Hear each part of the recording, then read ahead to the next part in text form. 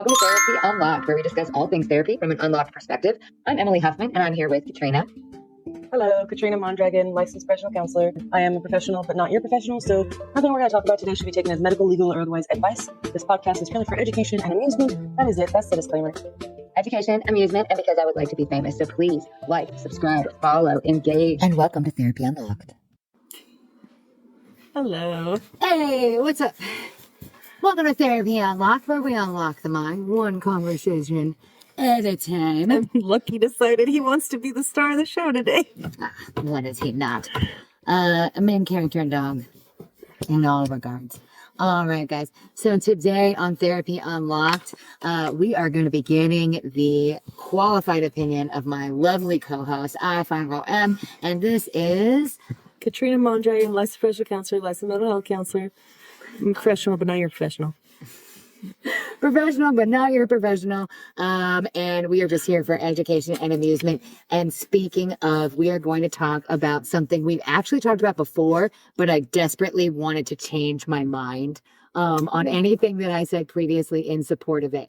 I would like to talk about AI. Ah, yes. And also the ever increasing rise of AI psychosis. Ooh, those are two words I haven't heard put together a whole lot. So it is happening more and more. There are increased instances of it. In fact, even one of the major developers of AI came forward and spoke about it, and they even changed the ChatGPT model to try to reduce instances of it. Essentially, artificial intelligence, AI, ChatGPT, it's designed to be agreeable. So you're talking OpenAI now. Yeah, OpenAI. Right. Right. So it's designed to be agreeable, right? So when you're talking to it, it's going to give you validation. It's also, I heard, a bit of a mirror. I don't know if that's true for all AI, but some AI is a bit of a mirror of yourself. It absolutely. Yeah, ChatGPT definitely does have a mirror element to it. But increasingly, are people going to it for mental health advice, business and banking advice, relationship advice? I hear about people writing songs, writing books. I hear about lawyers getting in trouble citing case citations that don't exist. A lot of misinformation comes through from the AI. Now, a lot of people would argue that it's an excellent tool. And unfortunately, I have one other thing to tell you. I don't know if you have heard. It is terrible for the environment. Oh, is that because of those big, giant, energy... I don't know what they're called, but I heard that they're building these things in these towns that are really hard on their energy sources. We may even be getting one near us soon here in Oklahoma. I heard there was some district land in Oklahoma City, but that's not confirmed by any means. But yes, it is because of those big servers. They're servers. So servers suck up energy. Energy draws power. Power is needed to power those servers that go on for hours on end, endlessly, because AI processes information. Close. I don't know how fast. So the servers are getting really hot. Well, yeah, that's because the way they cool it is water. Oh, that's interesting. So there are entire towns next to these giant servers. Tell me they're not taking the people's water. They absolutely are. Oh, they're taking the town's So they water? do not have water pressure. They do not have, and then there's huge instances of light pollution, things along those lines. So it is shutting down. So it's taking such an increased amount of water that it's more water than the town can supply. And so they are ending up without enough. Is ocean water an option? Salt water? They would have thought of that already. I think something about the salt probably is bad. The salt is probably bad for the servers. Yeah. That makes sense. So I have been going forward with my happy life being like, oh, what a cool Snapchat filter. What a cool little device to use. But you mentioned it's a tool. It's not. Right. And that's nothing more than a tool. I think that word is important to harp on because it is not a replacement worker. It is not a replacement for the labor tax is something I've heard. People are not a tax on a corporation. Your labor costs are part of the overhead of running a corporation. I would never replace you with a computer. I think a computer would have a hard time keeping up with my memory. Anyway, I watched a like 12-part story someone put out about how their boss had fallen into AI psychosis. They ran a business selling, outdoor recreational items. And with the use of communicating with AI, the boss had convinced himself that they were going to be a billion-dollar company and had just really become completely unreasonable in what was possible and what wasn't, would send back, maybe batches of code that were not accurate, could not be used. If you went to put them in the program, they couldn't be used. Well, the individual had gotten them from ChatGPT, who doesn't have the ability to know whether that would work or not. They aren't qualified to program in that fashion. So not only is it really so damaging his business, I'm sure, in the long run, because the story that I watched was somebody who seemed very motivated, very driven, very intelligent, and they ended up leaving that position, saying essentially, my boss has AI psychosis and I can't with this anymore. So that business at the very least, lost an individual, and quite possibly, could lose everything because of just working with something that is giving inaccurate information. So when you say psychosis, cetera. can you define that? Because what I understand psychosis to be is seeing or hearing things that other people don't see or hear. And I see delusions as something totally different. So I know that they're using the phrase AI psychosis. I really doubt that's made it into any DSM anything. Right. But a delusion to me is something along the lines of what you described, believing something so out there that, like, I can cure you with this snake oil. That kind of thing. Have you heard of TikTok's Kendra? No. Okay, so she went pretty mega viral about her story where she was, and I won't delve too deep into what her story was. She was in love with her psychiatrist, and she felt that the psychiatrist had given her signals back that, he was also in love with her. Come to find out, it was a psychiatrist that treated schizophrenia. So, there's that. And she had been using AI to supplement her mental health care. And as a therapist, and she had developed a relationship with the AI. A parasocial relationship, like we talked about in our previous episode, where essentially she truly relied on the feedback of this character she had created, because ultimately that is what it is. It's a character you've created. You've given it prompts: act as my therapist, act as my friend, this is your name, that kind of thing. But when it had transferred over to the point that she was truly believing this feedback, it validated her maybe what more legitimate psychosis, or possibly that would also be a delusion of being in a state of in hearing the story, it's very clear to hear that there was no boundary crossed by the professional at all. And you could tell that almost from the very beginning of her story, just that it was unrealistic at best, and I feel terrible for the guy because he got outed. Eventually she outed him, and it carried on for quite a long time. But that said, she let the AI put her into a state of, she believed that she had a relationship with, I think their names were like Henry and Claude, right? So I think Cloud was one of the AI we talked about in the last AI episode we talked about. Oh, Cloud. Yeah. Not Cloud, but yeah, Cloud. CLAUDE is one of those ones that's a little more emotional. Interesting. So maybe it was that one that she was using. I don't know much about. So when I see something like this come across and creators are talking about it, I'll watch some of their content about it, but I don't want to put more attention towards what seems like a crisis situation for that person. I don't watch a lot of TikToks that have like clear eating disorders. Oh, absolutely. Yeah, that can be unfortunately, AI psychosis bleeds into that as well. People who are using it to, give me the best diet coach, give me thinspiration, give me these things. And then they're getting the feedback they're looking for. So see, there's even creators of the AI who don't get what they're looking for. And I'll use Elon as an example. When Grok says things that he doesn't like, he says, let me go fix it. Instead of like accepting that sometimes things aren't the way that we want them to be, he says, let me go fix it because he created it. Well, we can't go all fix it. But in that case, I wonder like the relationship with a AI creator, what do you think that's like as far as the creator of the open AI or the creator of the chat GPT? Because I've asked those chat GPT bots about their creators and their lips are zipped. They do not talk about their developers. I can give you information on that because I have spent a lot of the last year doing side hustles. Pretty much anything that falls under the beer money category on Reddit.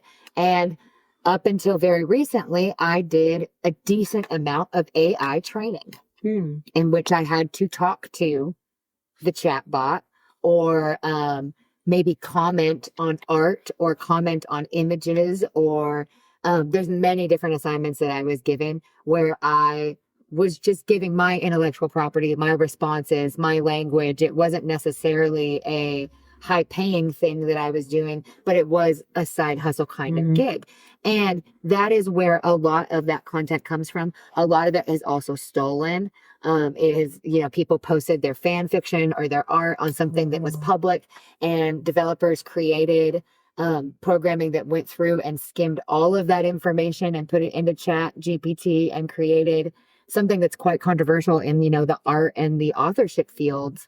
Now at this point, because they feel that their work was just plagiarized in a blatant fashion without their permission. You made me think of a website that I've heard of called DeviantArt. That used to be a big thing. Yes. So I don't know about DeviantArt, but I think that they scanned something. It was either Wattpad, which was an older one where people posted a lot of fan fiction, or AO3, something along those lines. They scanned it and ChatGPT took it.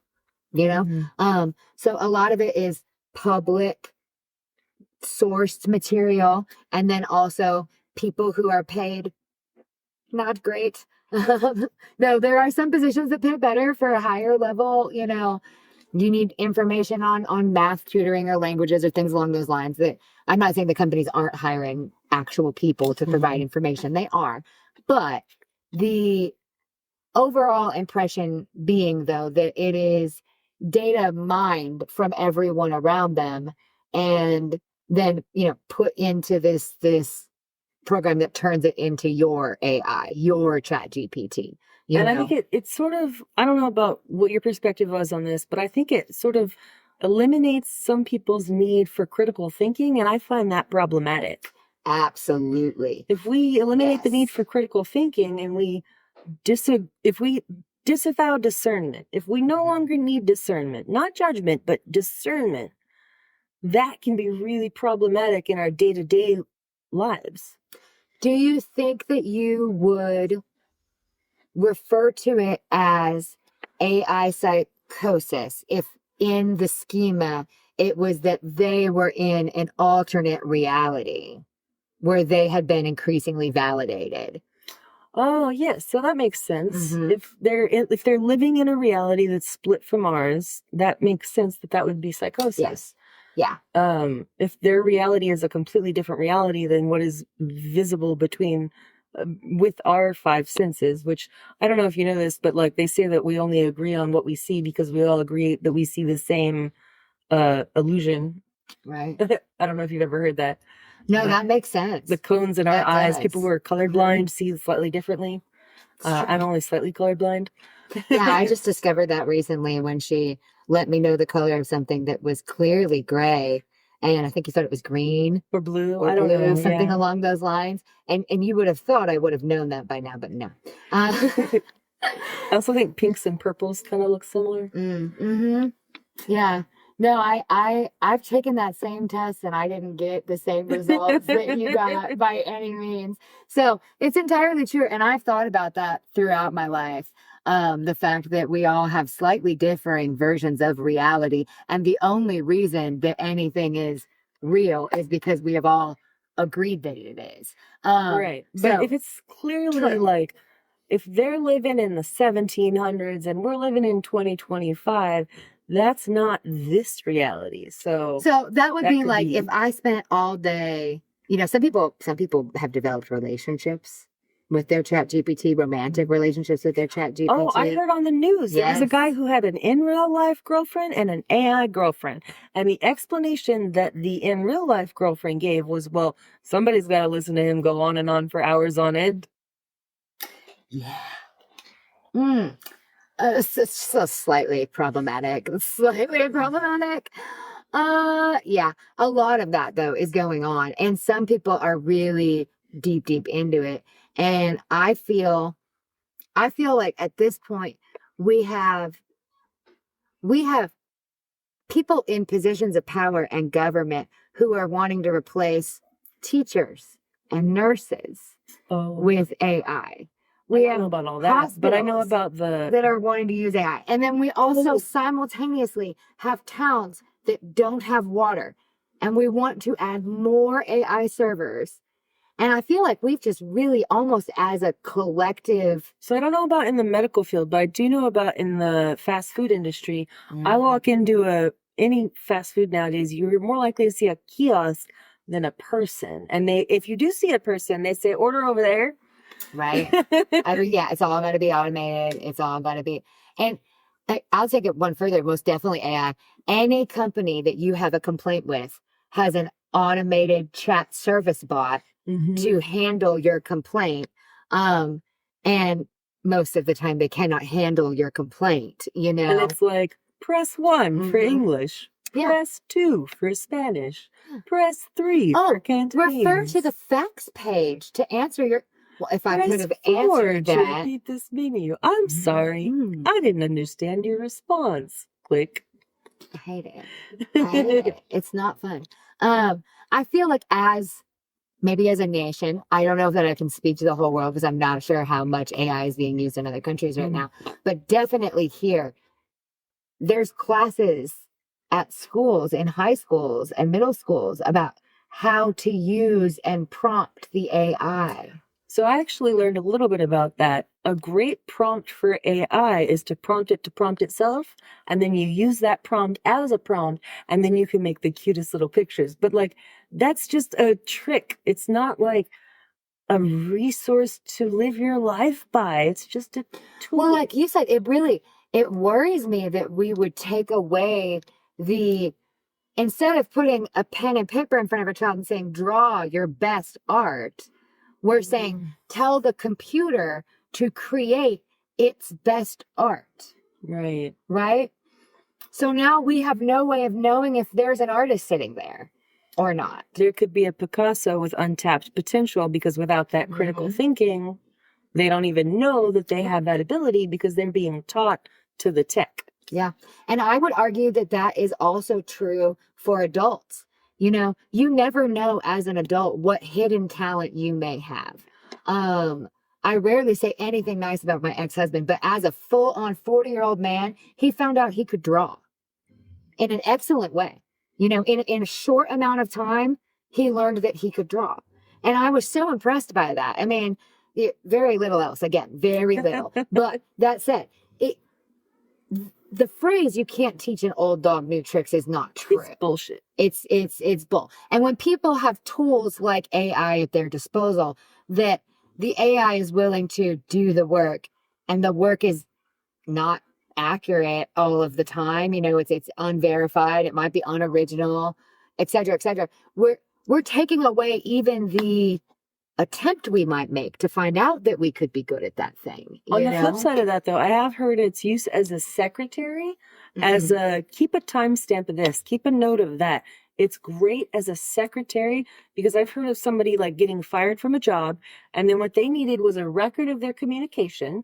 So they had records of all of these pictures in this record of their chat GPT, and then they were able to file for unemployment based on their input of their loggings with this chat GPT.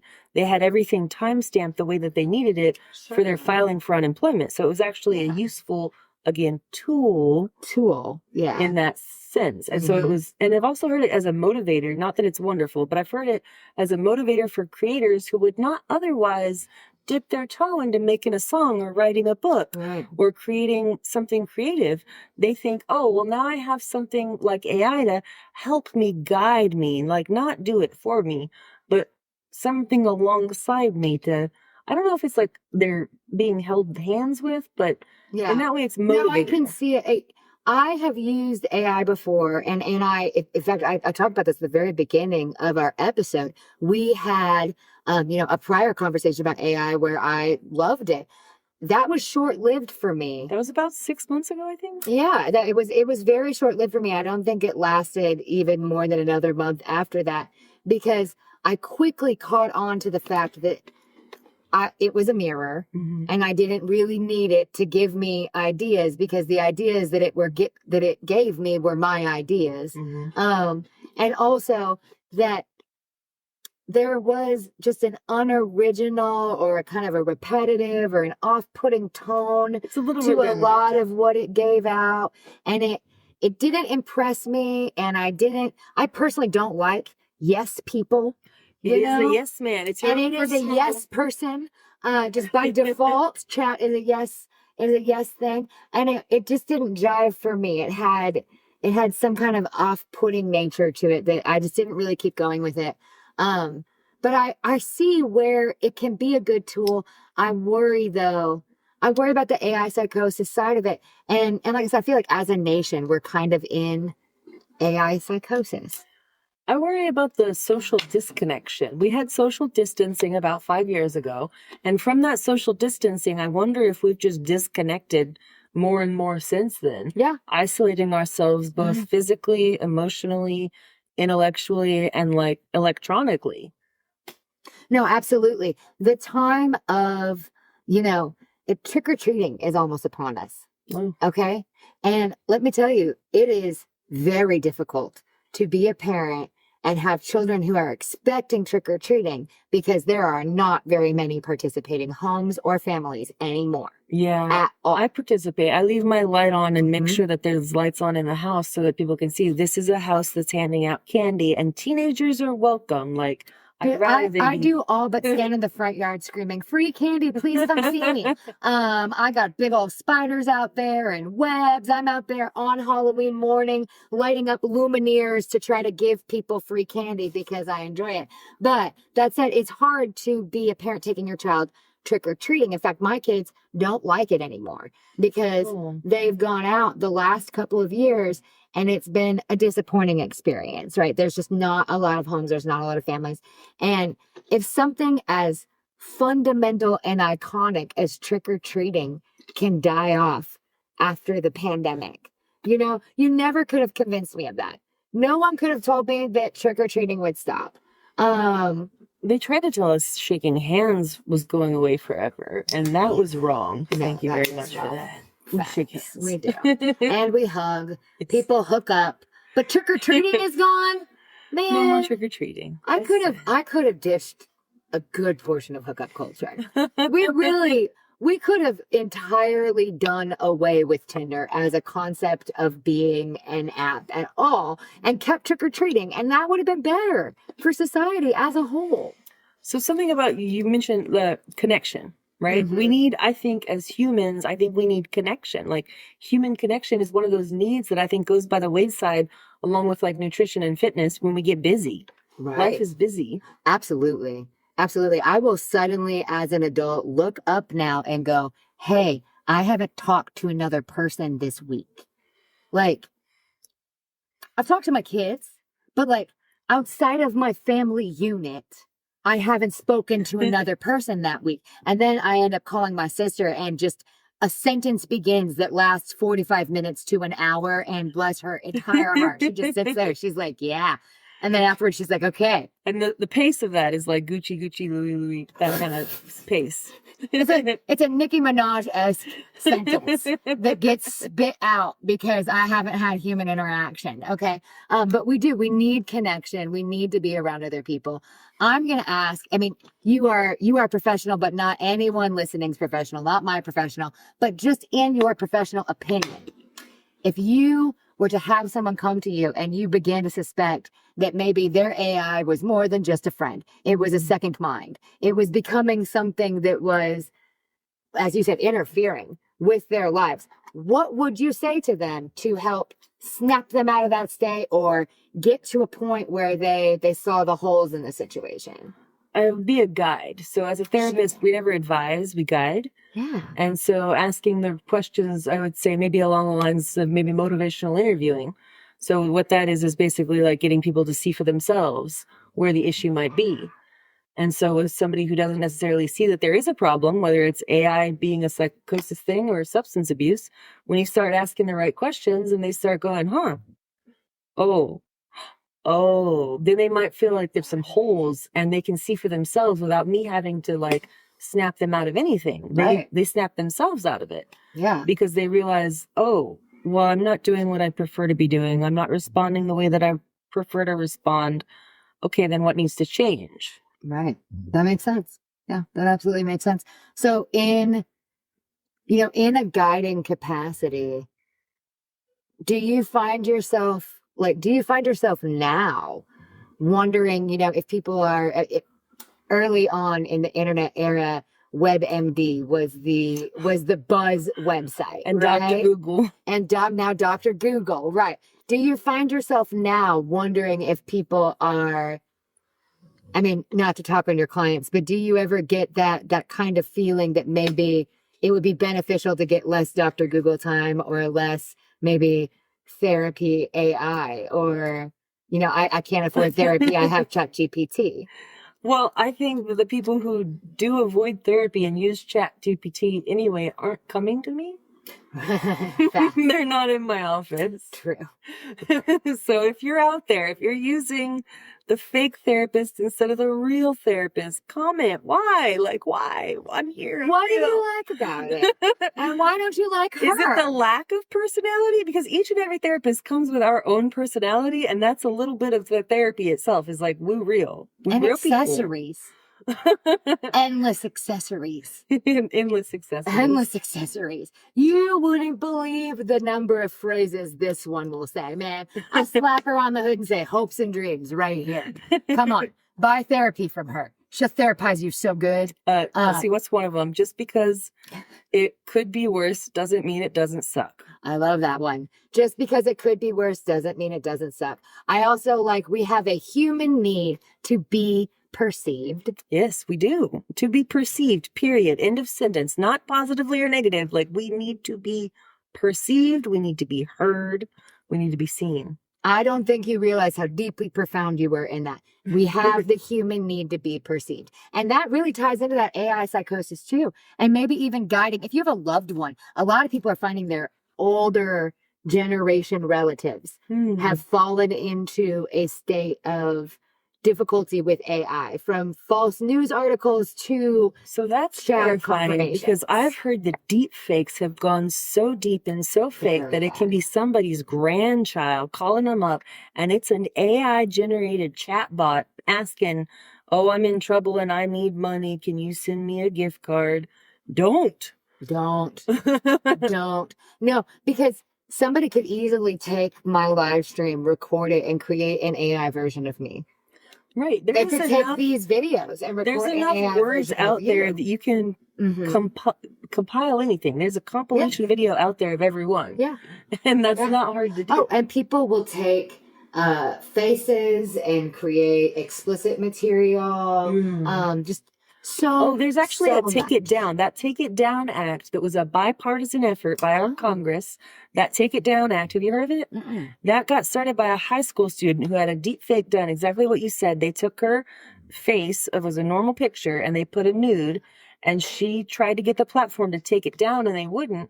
Well, then Congress, it got passed through all of Congress, that the platform now has 48 hours when a request like that is made. They have to take it down. Nice. And that's now law. Nice. That's awesome. That's amazing. I mean, if you're able to get ahead of it and you can get that done, that's so good. It's so difficult to really comprehend the scope of the internet because it's vast. The World Wide Web is full. Yeah. It's full of information, misinformation, confusing information. Yeah. But I would say if you have relatives that are in that state where you're concerned either politically, socially, whatever, maybe grandma wants to stop talking to her chat GPT boyfriend, like I think that human need to be perceived might be a route out of that because it, you're you're I would assume that anybody who's fallen into that is feeling perceived by the technology. Yes. If you can come in with that connection and perceive them naturally, it will be better because you are human, you know. And people do sometimes form parasocial relationships with their therapists, and they forget that therapists have other clients, and it's like, well, we actually have a whole caseload and whole lives outside of therapy. Right. Just like teachers have, like, they go home at the end of the school day, therapists go home at the end of the workday. I wish that there was a differentiation in the parasocial terminology. There is with therapy. Whenever somebody develops like unhealthy feelings for their therapist, it's not called that. It's called transference. Okay. So so like, let's say it's the client having feelings for the therapist, that's transference.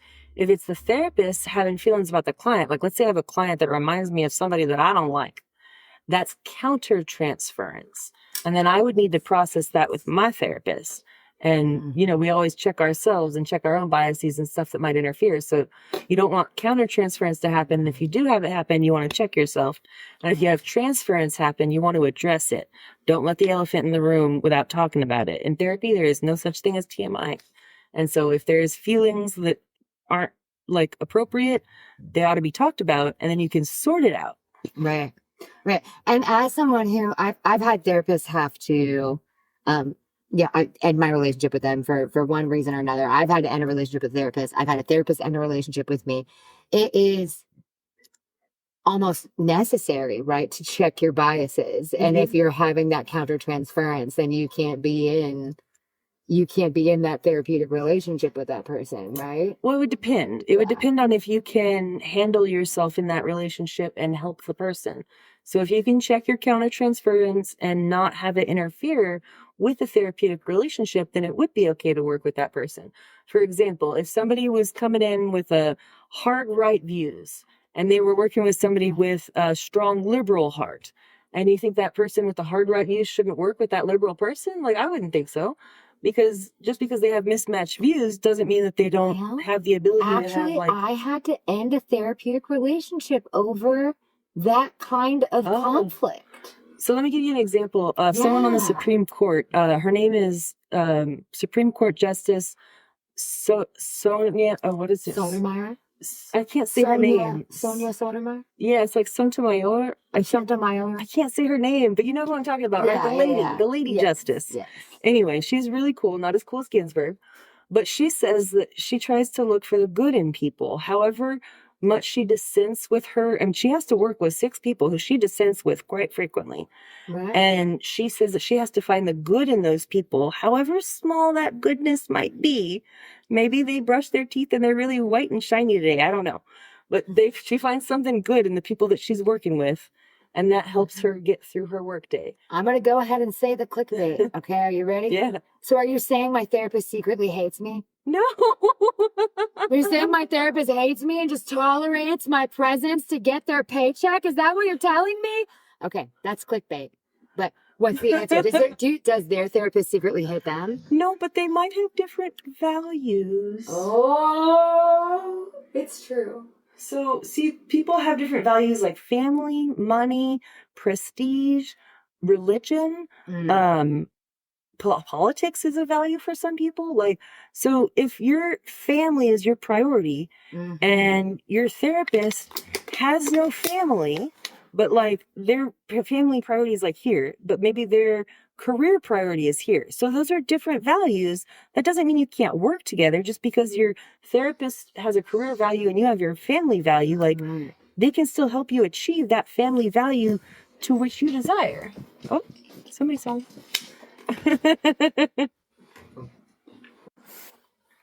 Anyway. So I'm thinking along the lines of, like you said, that countertransference, right? Countertransference, yeah. So if a therapist develops a personal dislike for a client, Oh, is that would that be countertransference? yes, and Okay. that would be something that they need to either process with their therapist and get over, or maybe discontinue working with that client. And that's important to know when to refer out. Yeah. If you truly can't get over your bias and you just dislike people with pink hair, and people with pink hair are not a population that you can work with, refer out. Me. She totally did. Never mind. Anyway, I think that's all the time we have today on Therapy Unlocked. Thank you for joining us. I hope that you can come again. We are releasing new episodes every Friday. I've been doing that for a little while now. So if you enjoyed this one, please go back, give some of our other episodes a listen.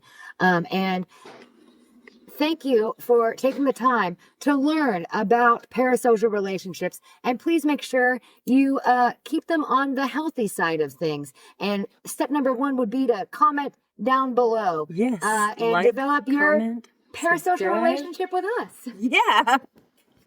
All right.